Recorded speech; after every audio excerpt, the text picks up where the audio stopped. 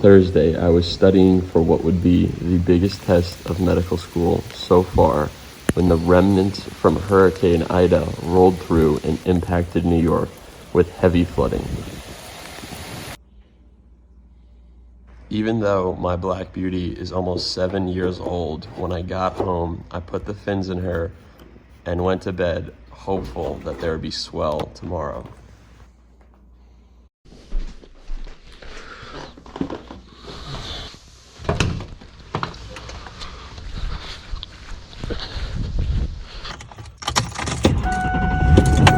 Morning, young Groms. It is September 2nd, and the Hurricane Ida remnants have jumped across Georgia and the Carolinas and now are coming up the coast. Pretty crazy that there's going to be a little wave here in New York, but I am already late. I wanted to dawn patrol it, and as you can see, I'm still like a 20-minute drive from the beach, and it's getting light out. I spent the entire days before the last swell pining over whether I will be able to surf or not, and I have to study. And even though I have a huge, really important test on Friday, I was like, okay, just wake up, check it once instead of pining all day, all week about the waves and whether or not you'll be able to surf. Wake up, check it, surf, and then go back to studying. So that's what I'm doing. Usually before one of these med school tests, everyone just studies like crazy, like study all day, all morning. And I've been doing that too. I've been really putting in the hours. The first thing I do when I wake up is do some flashcards in bed. I pack a lunch, I pack a dinner, so I don't have to leave, and I stay at school until like 9 p.m., 10:30 p.m. and just study. But the downside of that is I don't get any exercise. Like, I haven't exercised in a week, which is not good for you. So I'm rationalizing it and making a good decision by saying, I'm gonna surf this morning so I won't have to pine over whether or not the waves are good and be like, oh, woe is me. I'm gonna check the Instagram, see if people are scoring, check Surfline all day. I'm just gonna catch a few waves, like maybe only 3 or 4, hop back in the car and head to school. And, you know, I may only get to school by like 9 a.m., but that means that I'll have, you know, exercise, I'll be refreshed, I'll get that cold water on my face. There's some traffic thing going on right now where the police officer in front of us is like weaving so no one can get by. And if they close this road, I'm in trouble because I'm gonna be super late to the waves and it's cutting into precious study time. Swell today is supposed to be like 9 feet at 7 seconds with a howling 20-mile-an-hour north wind, which I'm kind of excited for. Me and Henry were kind of blessed with like light offshore winds, which is, you know, better than anything I could ask for. But it's September 2nd, so the water's warm, but that howling north wind is cold. So we're gonna see how it feels, and you guys are gonna find out how it looks on the GoPro.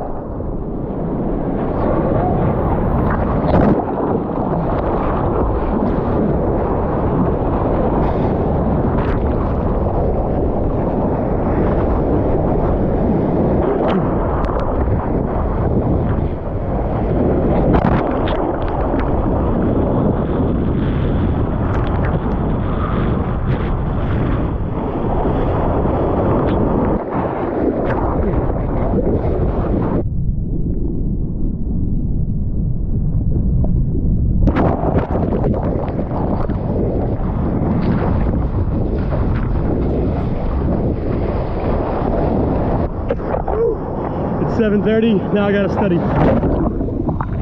All right, guys, so I actually did get out of the water here and start walking back towards my car, but I saw a sick set roll in. The tide was dropping out and the waves were pumping, so I decided to go back out, and of course, the worst happened.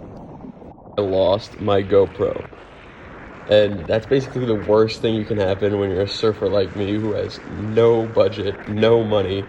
And yeah, I was spent the next minute frantically looking for it. I'm gonna speed up this footage, but I saw it kind of floating just below the surface, and then I bolted towards it, actually riding a wave on my stomach, and picked it up, and I was like, I'm out of here. That's it. I'm not gonna push my luck anymore. Oh, we got you, buddy. We got you. So that was a super fun session. It was long. I was hunting for barrels that pretty much didn't exist, but I'm stoked either way. Campus is closed also, so you know, I'm not missing anything going on there, so I guess I have to study at home today. But I stayed in a little longer than 30 minutes. It is 8:20 right now, so we put in a good 2 hours in the water, but it's still only 8:20. I'm gonna be home by 9 o'clock and I'm gonna hit the books hard. All right, young Groms, the north wind is here. It was blowing like 15 miles an hour straight north, and it cooled things down a little bit. Like, it was a little chilly. The water's still warm, but a lot of guys were wearing 3.2s. Yeah, that was just a sick session, and I love the fall weather. Like, driving home and looking out over the bay, seeing that like nice blue water looking like fall, it's got me stoked. And fall goes fast. I mean, November is fun because you can do a 4.3 in boots depending on the day. But yeah, you got to enjoy the warm water while you can. So we surfed before my first major comprehensive exam. That's on renal physiology and cardio physiology, anatomy, embryology, and a bunch of other ologies. So I'm about to head home right now. I'm about to pull into my driveway actually, and we are gonna hit the books hard. I'm gonna study all out and hopefully pass this test. But as always, we will see you on the next swell. All right, young Groms, we were working on building out the back of the truck camper. Basically I want to do more truck camping for surfing. I just went to Home Depot, got the bottom, the new bed, floor, or whatever. And then once I get home, I'll tell you more about it.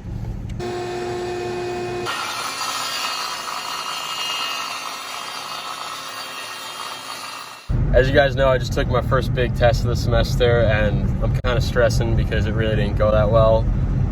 I mean, I worked my ass off for this. I dedicated time over the summer. I dedicated extra time when I was injured to this, and I still feel like I came up short. I mean, I don't know yet, but man, it's hard. These tests are really hard. Like, you got to dedicate your life to it just to pass. And the people who do that seem to be really freaking smart. And I feel like I'm not at their level of intelligence, but I'm working even harder somehow. But that's still not enough.